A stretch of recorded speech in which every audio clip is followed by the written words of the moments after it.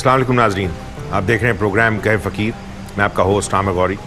میرے ساتھ سرفراز اشاع صاحب ہیں اور میرے ساتھ اسٹوڈیو کے اندر میرے مہمان، اور آپ اس پروگرام کے اندر بھی آپ بھی ہمارے مہمان ہیں. شاہ صاحب، ایک عام تاثر یہ ہے کہ صوفیزم کی جو ٹریڈیشن ہے یہ ابھی بھی پریڈومننٹلی اورل ٹریڈیشن ہے، ریٹن ٹریڈیشن نہیں ہے. صوفیاء جو ہیں وہ ان کو لوگ سیکھ کرتے ہیں اور وہ باتوں سے، اپنے عمل سے، لیکن انہوں نے ان چیزوں کو لکھا نہیں ہے. تو آج کے دور میں جہاں پہ آپ یہ اکثر سوال ہوتا ہے کہ صوفیہ کو کہاں سے ڈھونڈیں، تو ان کا جو میسج اگر ریٹن فارم میں نہیں ہے تو یہ تھوڑا سا ڈیفیکلٹ نہیں ہو جاتا؟ And why carrying on with the oral tradition if I am right? Ghori صاحب، اس کو شاید اسٹرکٹلی ہم اس طرح سے نہ کہہ سکیں کہ یہ صرف اورل فارم میں اویلیبل ہے. بڑی بڑی اچھی کتابیں آپ کو ملیں گی. حضرت بائی عزیز بسطامی رحمۃ اللہ علیہ کی تصنیفات، داتا گنج بخش رحمۃ اللہ علیہ صاحب کی تصنیفات ہیں، اور اسی طرح دوسرے جو اولیاء اکرام گزرے ہیں ان کی اپنی لکھی ہوئی کتابیں بڑی اہم ہیں اس معاملے میں. وہ آپ کو سبق دیتی ہیں. پرابلم صرف ایک ہے اس کے اندر کہ آپ ان کتابوں کو پڑھ کر کسی جگہ پہنچ نہیں سکتے. اس کی وجہ یہ ہے کہ جو پیغام ان کتابوں میں دیا گیا ہے وہ پیغام اس وقت تک ہماری سمجھ میں آ نہیں سکتا جب تک کہ ہماری ان لائنز پر تربیت نہ ہو جائے. We need a teacher. Well, you can say you need a teacher or you need a guide. یہی وجہ ہے کہ جو انسان سیکھتا ہے کچھ، نہ تو وہ لیکچر سے سیکھ پاتا ہے پوری طرح سے، نہ وہ کتابوں کے ذریعے سے سیکھ پاتا ہے، بلکہ وہ سیکھتا ہے پرسنل ایگزامپل اس کے سامنے موجود ہوتی ہے اس کے گائیڈ کی، اس کو وہ فالو کرتا جاتا ہے، اسے کاپی کرتا جاتا ہے، اور وہ مختلف مواقع پر کیا اس سے فعل سرزد ہوا اس کو وہ نوٹ کرتا ہے، اس سے سیکھتا ہے. وہ تربیت ہے اصل میں. تو تھیوری تو کتابوں کے ذریعے سے سیکھ لیں گے آپ، لیکن پہلے اس کے لیے تیار کیا جانا چاہیے انسان کو تربیت کے ذریعے سے، کہ اس میسج کو وہ پراپرلی نہ صرف ریسیو کر سکے بلکہ اسے سمجھ سکے، اس پہ عمل کر سکے. یہ وجہ ہے کہ اس میں عام طور پر امپریشن یہی ہے کہ یہ شاید اس میں سینہ بسینہ ٹرانسفر ہوتا ہے. ایسا نہیں. اچھا سر، میرا ایک کوشچن یہ ہے کہ کیا جو آج کا معاشرہ ہے وہ آپ صلی اللہ علیہ وسلم کا جو دین تھا، کیا اس کے مطابق جو مولوی حضرات ہیں وہ پھیلا رہے ہیں یا کوئی اور؟ الحمدللہ میں اور آپ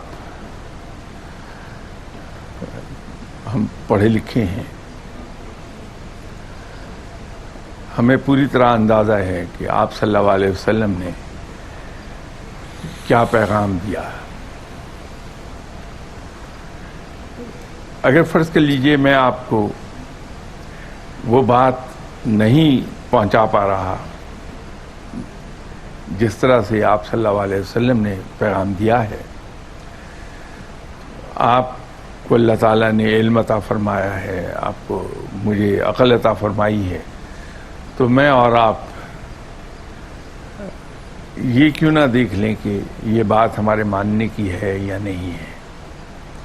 کیونکہ یہ بھی ایک کرامت ہے، معجزہ ہے آپ صلی اللہ علیہ وسلم کا، کہ آپ صلی اللہ علیہ وسلم کی حیات طیبہ کے بارے میں جو کچھ ہم پرائمری اسکول لیول پر پڑھتے ہیں، جسے دینیات ایک زمانے میں کہا جاتا تھا، اس میں آپ صلی اللہ علیہ وسلم کے حیات طیبہ کے بارے میں تفصیل سے لکھا ہوتا تھا.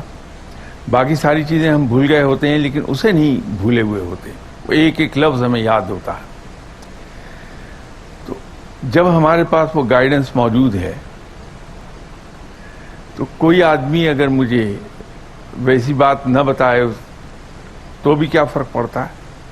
میں اب خود کریکٹ کر سکتا ہوں اس میسج کو اور صحیح راستے پہ چل سکتا ہوں. شاہ صاحب عام طور پہ یہ جو ہے جس طرح ہماری اپ برنگنگ ہے اور جو چیز پڑھنے میں بھی آتی ہے کہ اسلام بھی ڈیمانڈ کرتا ہے اس کے اپنے فالوور سے کہ وہ اس دنیا میں ایکسیل کریں. تو ایکسیل کرنے کا ایک طریقہ جو رائج ہے اور ہم نے پچھلے پروگرامز میں ڈسکس کیا وہ تو یہ ہے کہ آپ اسکول کالج یونیورسٹی جائیں اور اپنی زندگی گزارنے کے جو بھی طریقے ہیں ان کو رائج کریں. یہ جو دوسرا طریقہ ہے جس میں رب کو ڈھونڈنا ہے اس کے لیے کوئی خاص ایج ہے جہاں سے یہ ٹرن ہوگا یا مطلب بچپن سے ہی آدمی جو ہے وہ اس پہ لگ جائے؟ کیونکہ لوگوں کا خیال یہ ہے کہ جب آپ نے زندگی گزار لی اور آپ کو پتہ لگ گیا ہے کہ اب جو ہے if they were lucky enough to have a life اتنی لمبی 50-60 سال کی کہ اب جو ہے آخرت کی تیاری شروع کرنی چاہیے.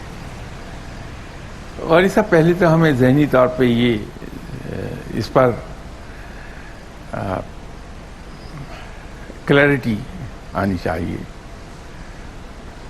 رب کا قرب حاصل کرنا، رب کی دوستی حاصل کرنا،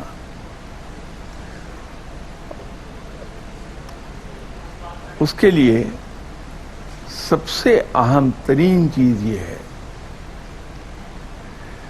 کہ ہم اس طرح کرتے چلے جائیں جیسے رب تعالیٰ کرنے کا حکم دے رہا ہے.